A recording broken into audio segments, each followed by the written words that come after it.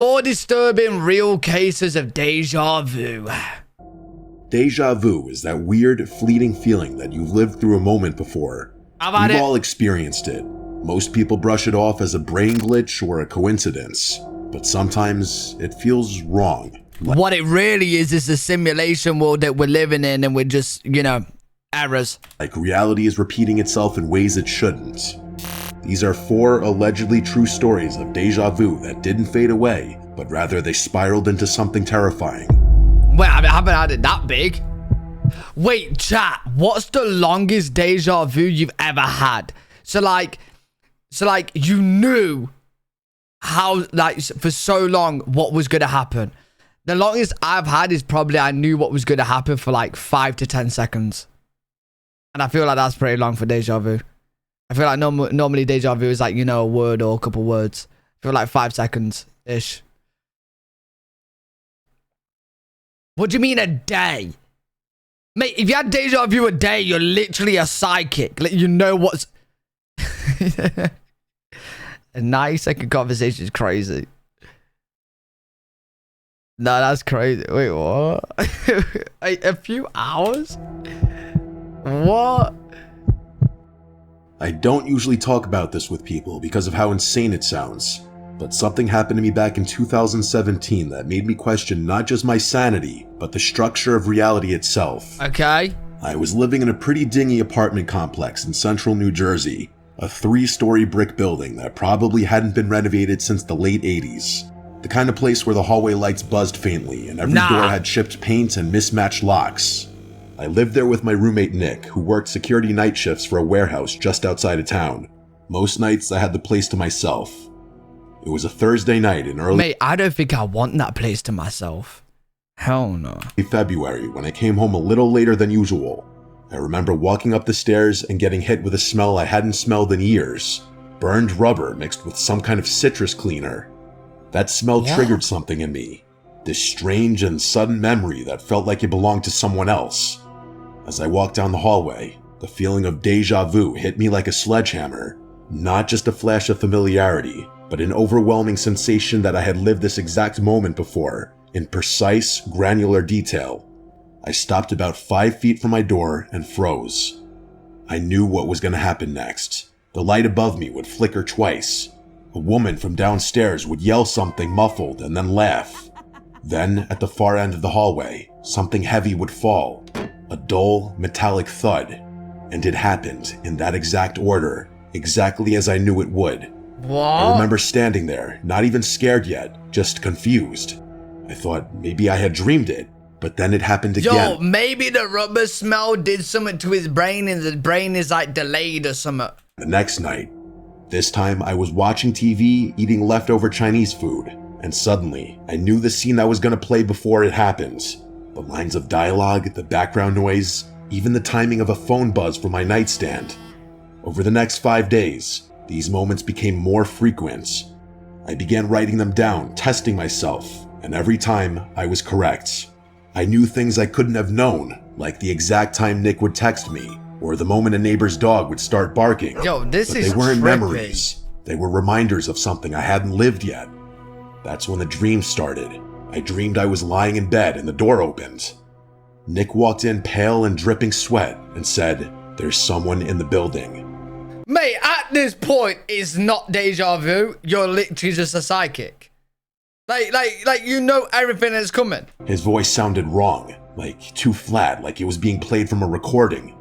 I asked who, and he just stared at me. That dream played every night. But the final night, it wasn't a dream. At 3:12 a.m., my door opened, and Nick was standing there, saying the exact same words. I followed him into the hallway with a bat in hand. What? He pointed toward the stairwell. There was no one, but something felt off. The shadows didn't move the way they should. We called the police. Nothing. I told Nick about the dreams, and he just stared at me and said, "I've been having them too." Neither of us said anything else. Yo, bro, you still in the dream? The déjà vu ended that night, but ever since then, I sometimes catch the flicker of something. A memory, a sense, a noise, and I wonder if I'm about to remember something before it happens again. Because if that door opens again and I hear those words, I don't know if I'll be able to follow this time. I've started to question if what we think of as a memory is really just our brain accessing timelines stacked atop one another, like layers of old wallpaper, each layer faintly bleeding into the next. Sometimes I think the hallway itself is some kind of weak point, a seam between two versions of reality. I moved out 6 months after that night, and I've driven past that building more than once, and each time I swear I feel a tug, like my body wants to stop and go in. Part of me still believes there's something waiting at the end of that hallway, not a person or a ghost, just a decision I haven't made in this version of my life, and every time I think about it, I feel like I'm closer to making it. You know what? It is actually trippy, bro, because they could be very, like, well, a lot of different realities. And Déjà Vu could be us just thinking of the other, you know, reality or whatever. It could be all that. Could be anything. Could be simulation. We have no goddamn clue. We have no clue at all, bro. No clue. I think it's simulation personally, but yeah. Nuts. Because, like, don't they say as well that, like, we only use, like, 10% of our brain? So what on earth is the other 90%? Like, what can we tap into?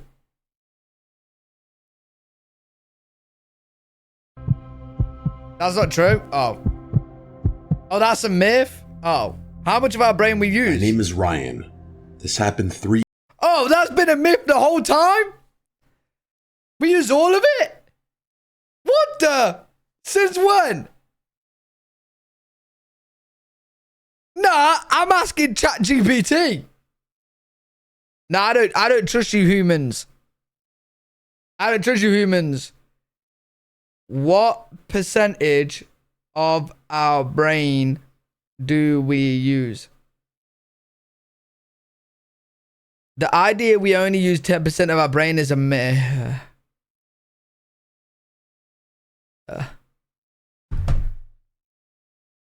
100%. 3 years ago, when I was 17 and my brother Chris was 19. We live in a small town surrounded by woods. Not much happens here, so kids like us get bored pretty easily. There's a trail near our house that leads into the forest. It goes on for miles. People say there are old buildings and weird stuff hidden deep in the trees, and we always talked about going to explore it, but never did, until one weekend in October. We had nothing to do, and Chris said we should finally check out the house he heard about from other kids at school. It was a cool, cloudy day. The leaves were all changing colors, so it was a nice scenic walk actually. We packed water and flashlights, told our mom we were going hiking, and left around 3 in the afternoon. The sun sets early in October, so we figured we had maybe 2 hours to go and get back. Yo, man, I'm sorry, but I'm still stuck at we use all our brain. That I'm upset. I'm genuinely upset, chat. Because I thought us humans, eventually down the line, we'll be able to use all our brain and we'll be superhuman. But now I just realized that we are just the dumb humans we really are.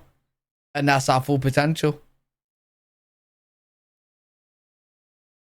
This whole time, I thought it was like just using 10% and it made sense. So you're telling me like the Florida man is using 100%? I don't believe it. I don't fucking believe it. I don't believe it. There's no way. There's no goddamn way. I don't believe it. The walk started out normal. It's not like I hadn't hiked in these woods before. But after maybe 10 minutes, I started to feel weird. It felt like I had walked this specific trail before. Like I remembered this specific walk and conversation with my brother. Even when we found a broken fence post on the trail, I felt like I remembered that exact moment. But I had never been down this trail before, I was sure of it.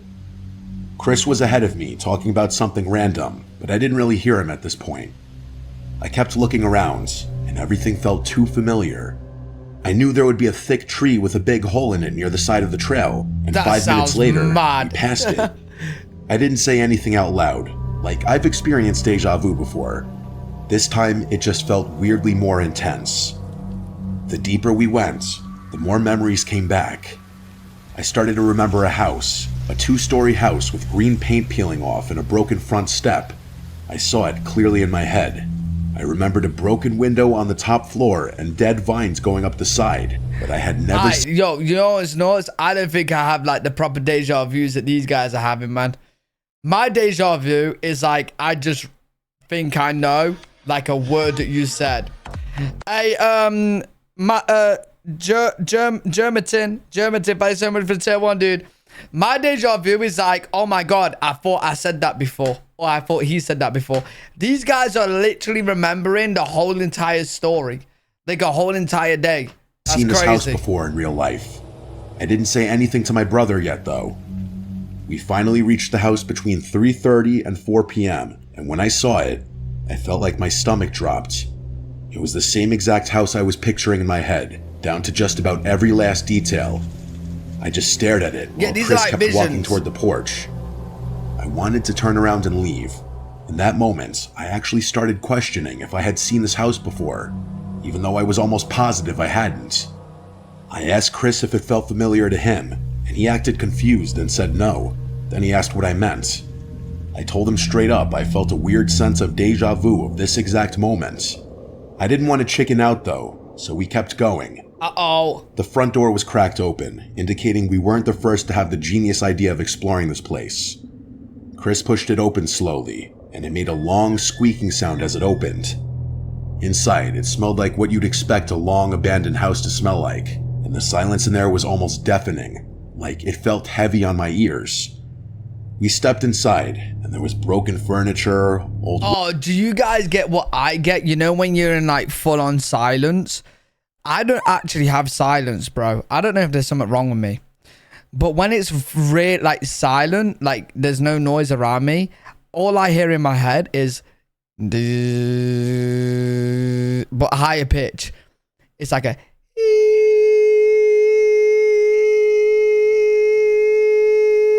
constant. Like, bro, why are my ears ringing? So I was like, tinnitus? Wait, is that bad?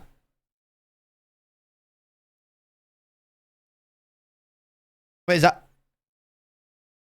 Wait, that's bad. Wait. What, should I get checked out?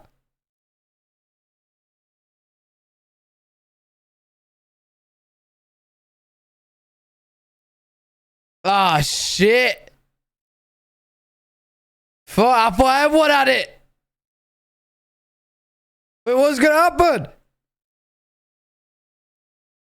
Yeah, I have my headphones on like max. Anytime I give someone my headphones, they're like, ouch, it hurts. It just gets louder. Oh, I don't want to get louder. It's annoying. Oh, fuck. Wallpaper peeling off, and a staircase going up on the left side of the room. We looked around the first floor for a while. There was a kitchen with no lights, a living room with a fireplace, and a hallway with one closed door at the end. The whole time, it felt like someone was watching us. At least to me it did. Chris made a comment that the place is kinda creepy, and I couldn't agree more. Then I said something without thinking. I said, I remember being here before. Chris stopped walking and just turned to me and said, what do you mean? I didn't even mean to say it. The words just came out on their own. I repeated myself. I said, I remember this place, the kitchen, that hallway, even the fireplace, and I remember a woman... No, you guys got paranoid now. I'm turning down my headset. There we go. I'm turning down. ...upstairs. Chris's response was one you would expect, an automatic assumption that I was trying to add to the creepy atmosphere and freak him out. I told him straight up, I'm not trying to scare you. I just have a weird memory of being here and someone being upstairs. I could tell it did creep him out a bit, but I mean, in a setting like this, it isn't hard to freak people out. We stood there for a second, then we heard a noise. A soft creak, like a floorboard being stepped on. It came from upstairs. Hell Chris no. looked at me, and I looked at him. We didn't say anything for a few seconds. He dared me to go upstairs and check it out. I said absolutely not, and advised we get out of there. He somehow convinced me to play rock, paper, scissors to see who would go up there and check out the upstairs. Bro, what a dumb game. Why do you damage your ears by having your headphones on max? I'm not trying to purposely damage my ears. I have it on max because I can't hear it if it's not. I lost, but I still refused to go up there. Chris still would rather go up there than to leave the house right then. As he walked up the stairs, each step creaked. I followed behind, but I stayed at the top of the stairs while he walked toward the room where the noise had seemingly come from. It was the last room on the right. The door was slightly open. This is a creepy ass Déjà Vu, and pushed it open more. I couldn't see what was inside from where I was standing, but Chris saw something in there. He froze, and then out of nowhere, he screamed and almost shoved me down the stairs. He yelled, "Run," and we flew down the stairs and out the front door. We didn't stop running, not even when we reached the trail again. We kept going until we were completely out of breath. When we finally stopped, we were bent over, trying to breathe. My heart was beating so bad I could barely hear. "What did you see?" I asked. Chris looked at me and said, "There was a woman in there staring out the window like a statue." When I asked him what she looked like, he said all he really noticed was her hair, which was shoulder length and grayish blonde. He kept asking me how the hell I knew there would be a woman up there. I accused him of lying to prank me, that he probably thought I was trying to scare him, so he flipped the script on me, but he never caved. He never told me he was kidding. He insisted for days, weeks, months, even years later today, that he wasn't kidding, and he saw that woman in there. Part of me knows there's a possibility he did flip what he thought was a prank back on me, but deep down... Yo, chat, why are the most, like, innocent things, like, the most creepiest in scenarios like this? Is it because they're so out of place? Like, boys that pull it must be because they're out of place, innit? Because, like, let's say we had a lumberjack, just an average Joe lumberjack, yeah? You'd probably see him and be a bit scared, but not fully creeped out, right? But if you see a 7-year-old girl, you're gonna be fucking creeped out. If you see a 70-year-old grandma, you're gonna be fucking creeped out. Why, bro? You just don't respect him. Respect it. I believe him. We both heard that sound from upstairs. It came from someone or something alive. My déjà vu or premonitions or whatever you want to call it were also way too specific to be coincidental. Night, Shelly. I'm glad I wasn't the only one to look into that room. This experience changed my definition of the term déjà vu. Story 3. In 2020, during one of those strange in-between phases of lockdown and reopened stores, I had a stretch of time that felt less like reality and more like I was walking through a scripted loop I couldn't escape. Trippy. I was driving home late from my girlfriend's house, maybe 1:30 in the morning. It had just snowed, not heavy, but enough to turn the roads slick. I live in a small town outside Scranton, Pennsylvania, and there's this one intersection near my place that's infamous for accidents. It has 4 stop signs but no lights, and on snowy nights you have to basically guess if the other driver will obey them. As I approached the intersection, I felt something heavy settle in my chest. It wasn't fear at first, just a strange sense of being out of place, like I had stepped into a moment I had already lived. I slowed down, even though I had the right of way. Then, without warning, a black pickup truck blew through the stop sign on my left. If I hadn't hit the brakes early, it would have plowed straight into my side. Oh shit. I pulled over, shaking, watching the taillights vanish into the snow. That would have killed me, I knew it. But what scared me more was that I knew it was coming. Not in the way you anticipate danger. That's a vision. I mean, I remembered it. I remembered the details like the crunching metal and the glass and the airbag crushing my face. None of it happened, but I remembered it like a fact. Oh my god, he died. He got hit in a different unit, like reality. Holy shit, it's all making sense, bro. So in a different reality, he got hit in that situation right there and died. But in this one, it saved him. I chalked it up to stress. The pandemic, the isolation, whatever. But then, a few nights later, I had another episode. I was at a red light, and I remembered the song that would come on the radio before it did. I remembered the woman walking her dog across the street, even though I couldn't see her yet. Wait. The radio one, I feel like a lot of people do that. I don't know about you guys in chat, yeah, but I really commonly predict what the next song is going to be. In fact, I find myself sometimes singing in my head what the next song is. And then boom, even though it's on shuffle, the next song, that is it. It's trippy, bro. Not all the time, but I do it a lot. I started to feel like I wasn't living in the present anymore, just reenacting it. Then the dreams began. Same road, same crash. Each night more vivid. What? In one dream, I got out of the car and saw my own body slumped in the driver's seat with my eyes glassy and a long gash across my temple. Bro, is that even deja vu at that point? Is that deja vu at that point? Or is that just straight up vision? I could hear myself trying to breathe. On the 5th night, I woke up in a sweat and told myself I wouldn't take that route again. I drove 10 minutes out of the way and took the highway instead. Later that day, I got a message from a friend. There had been a fatal crash at that same intersection. Wow. Same time I usually drove through it. Wow. Same make and color of my car. A different person, but the same ending. Ever since then, I've wondered, was I remembering my own death in another timeline? Was some part of me rerouted at the last second? Or was I just another version that got lucky, while another me didn't? I haven't had deja vu like that since. But sometimes, when I drive at night and the road looks too familiar, I get chills, because maybe some part of me remembers something I'm not supposed to. I later looked into near-death experiences and found people reporting the same kind of thing, memories of things that hadn't happened yet, only they always involved a close brush with death. Maybe deja vu is just a side effect of slipping through the cracks. Maybe time isn't a line at all, but a constantly reloading loop. And occasionally something inside us remembers what happened before the reset. Yo, listen, I'm actually a little bit pissed off with myself right now. Hear me out, chat. Because this guy has a superpower that saves him from dying with this deja vu. My deja vus are terrible. I only remember, like, when I do have them, I remember a couple of words and that's it in a conversation.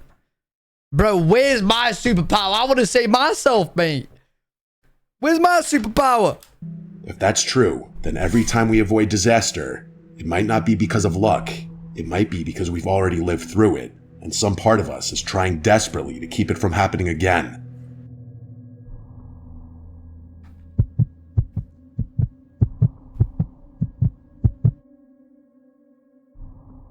Before I worked in IT, I spent 2 years doing overnight shifts at a long-term care home in upstate New York. It was an old facility, a little run down but decent enough. We had a few residents with Alzheimer's or advanced dementia, but most were stable, just elderly and needing care. There was one woman named Miss Adelaide. She was 87, mostly lucid, very sweet, and kept to herself. She had a faded photo of a young boy on her nightstand that she called her grandson, but no one ever visited her. Aww. Over the first few months, I developed a routine. Midnight rounds, patient checks every hour.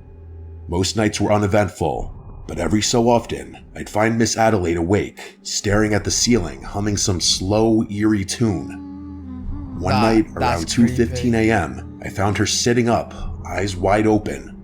When I asked if she needed anything, she said, without blinking, "You already asked me that. You ask every night, but tonight is different."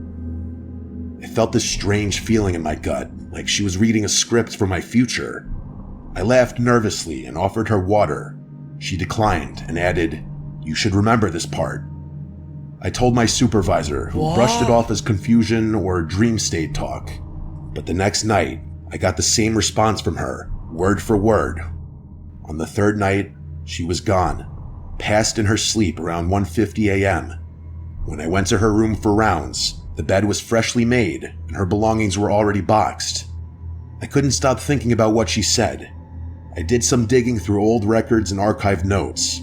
It turns out, another night staff member had reported similar things in her file from years ago, always at night around 2 a.m. She repeated phrases and predicted exact actions, and even once said the name of a new nurse before they introduced themselves. What the fuck? One entry from 2013 had her saying, "I remember this version. You take your break at 3:07, you always do." And according to the note, the nurse had just looked at their watch. It was 3:07. I don't know what was happening with Miss Adelaide. I don't really believe in the paranormal, but it seemed to me that she was in some kind of loop or glitch. I can't really explain it, but it seems to me that maybe she was stuck, watching her life play out again and again, waiting for it to end differently. Now I work behind a desk, but I still get the occasional wave of déjà vu, and when I do, I stop and listen, because maybe it's not just a trick of the brain. Maybe it's a message. Yo, next time I get déjà vu, I'm gonna try my hardest to like listen to it, bro. Instead of just rolling with it, actually try and concentrate on it. Maybe it's Miss Adelaide or someone like her, reaching out across timelines, trying to remind us we've been here before, and it didn't end well. I've since met people who worked at that same care home, both years apart, and without me saying anything, they mentioned that they used to have weird dreams at night while working there. One even said a patient warned her she'd be fired soon, and then she was let go a week later due to downsizing. Damn. She didn't remember the patient's name. Wait, maybe the patient owned it. I just nodded and said how interesting that was. I think about Miss Adelaide often, and sometimes when I'm falling asleep, I hear that same eerie humming from my dreams. I can't help but still think about Miss Adelaide all the time. That humming is creepy, bro. Ain't no way I want to be anywhere near a hospital and then people doing that. I'd run out, man.